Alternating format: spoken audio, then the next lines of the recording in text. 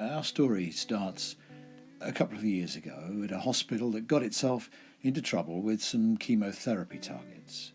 People didn't get the treatment that they needed to have on time. A couple of people died, and we don't know whether they died because they didn't get the treatment on time or whether they were very sick anyway, and they might well have died. The hospital, for reasons that I just don't really understand, lied about hitting the targets. They falsified the documentation, and when it was discovered, the chief executive lost his job, the chairman went, they've had goodness knows how many interim managers coming in to help them run the hospital.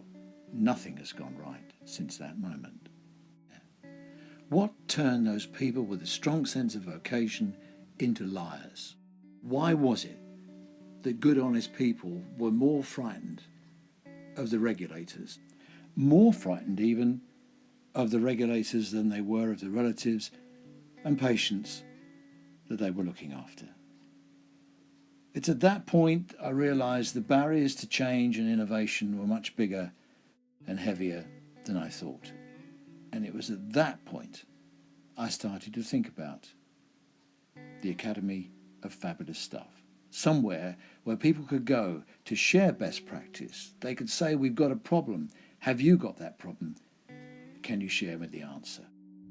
Hello, my name's Dr. Terry Porritt, and I'd like to tell you about the achievements of Fab NHS Stuff in the last 18 months.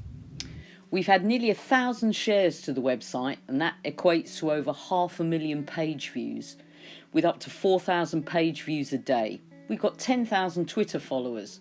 What are they looking for?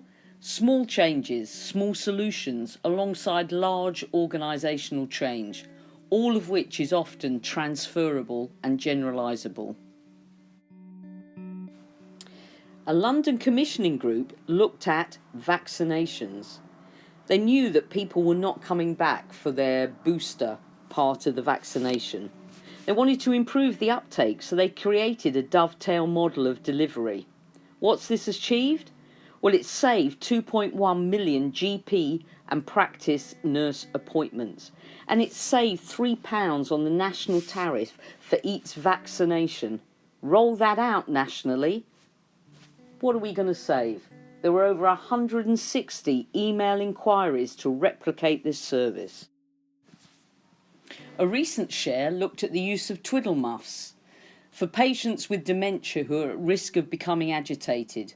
Well, you may scoff that this is a little thing that makes no difference. It's been rolled out widely across the country now, and formal research being undertaken is already showing a decrease in the amount of medication required for patients because of anxiety. Don't mock the little things. The safe and timely discharge of patients is one of the biggest problems facing the NHS. A number of our shares look at discharge to assess, with the focus being on therapeutic re-enablement. In this share, we learn of a service that has saved on average 8.6 bed days per patient and has seen a 35% reduction of packages of care after initial support with therapeutic enablement. What have I learnt in the last 18 months? There is no such thing as little things. They're all big things. So why does this work? Why has it been such a huge success? Well, believe it or not, it is founded in some proper management science. It's called positive deviance, and there are several points here to make it clear how this works to help with the transformation process. The community owns the entire process.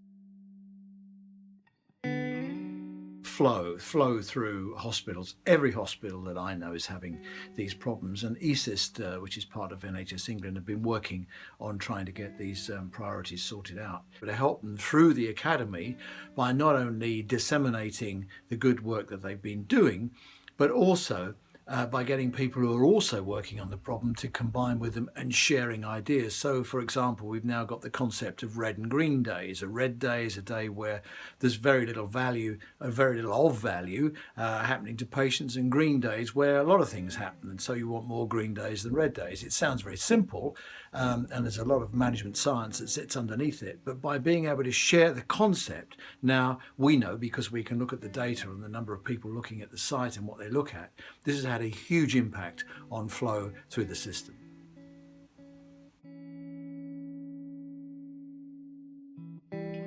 So we've recruited now about 50 fabulous ambassadors, we call them, ambassadors to the Academy. We're in the process now of training them and helping them with their career development. So what they're doing is that they are looking for good stuff to share. They're looking for situations where they work, and then going back to the Academy as a resource centre and say, do you know what, we've got a problem here. Has anybody else had that problem? And we can share the solution. So it's giving people the confidence to step forward and share the little things that they're doing in their own patch. What we can do is we can change the climate. We each of us bring our own eco-structure to work. We're just interested in how you do stuff, how it works, and how it improves things. So it's not bogged down in trials or business cases, or the whole thing is very fluid and very free. And finally, PD teaches us to expand knowledge through networks, which is what we tried to do. We told you about the extent to which the Academy has grown and just taken off, and I've talked to you about the ambassadors. So people can say, you know, I've changed this, what do you think? And then other people say, wow, that's really clever, we'll have a go. Or, yeah, we've done that and we've changed it by doing this and that. And I've been in and around the NHS since 1974. I've seen an enormous number of big pushes to change and improve it. I have been the one that stood in the control room, and I have pushed the counters across the map, and I have coloured in bits of papers, and I have put the pins in the map on the wall. And all of those changes, when I look back, they've changed almost nothing. But what I've discovered is if you really want to change things, you have to go to where the work is done and ask people, could we do this better? If you can, you have to show people what good looks like, and they'll get on and do it, and often they'll do it better. We won't change anything from guidance. We won't change anything from the centre, the Department of Health, NHS England. What will change is the people on the ground. When they change their hearts and their minds, when you capture their enthusiasm for innovation, when you ask them what we could do better, we have to protect the front line, fund it properly, make it fun to work there, and learn from them.